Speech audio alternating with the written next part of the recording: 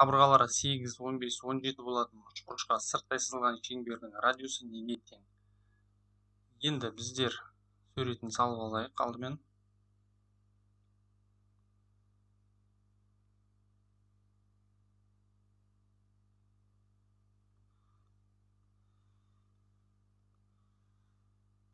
Үшбұрышымызға сырттай сызылған шеңбер.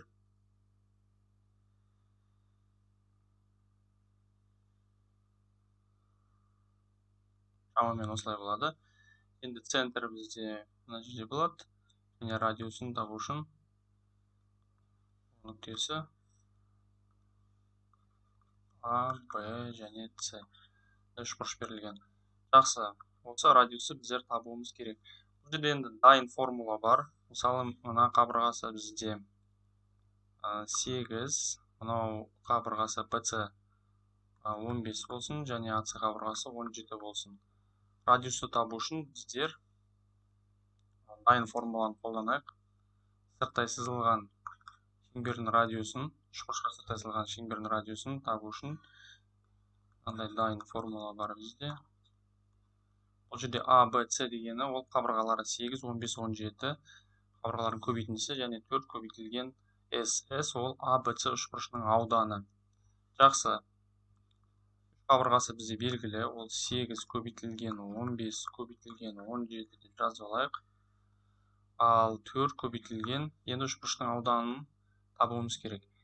Жақсы, бұл жерде біздер енді үшбұрыштың ауданын табу үшін Герон формуласын қолданамыз. Ол бізде былай болады. S тең түбір астында жартылай периметр көбейтілген жақшаның ішінде P минус А, P минус Б және P минус С болады. Бұл жерде P дегеніміз жаңа айтылған жартылай периметр. Ол қабырғаларын қосып 2-ге бөлеміз. Жақсы, қабырғаларын қосып алайық. 8 қосылған 15 қосылған 17 бөлінген 2 тең болады 20. Ал енді ауданын табайық. Мына формуламызға қойып алайық. 20 көбейтілген 20-дан 8-ді азайтсақ, бірінші қабырғасы ол 12 болады. 20-дан екінші қабырғасын 15 азайтсақ 5 болады. Және 20-дан 17-ні азайтсақ, ол 3-ке тең болады. Жақсы. Бұл жерде бізде көбейтіп шықсаңдар, қазір 60 шығады түбір астында. Түбір астынан 60 шығады. Бұл үшбұрыштың ауданы.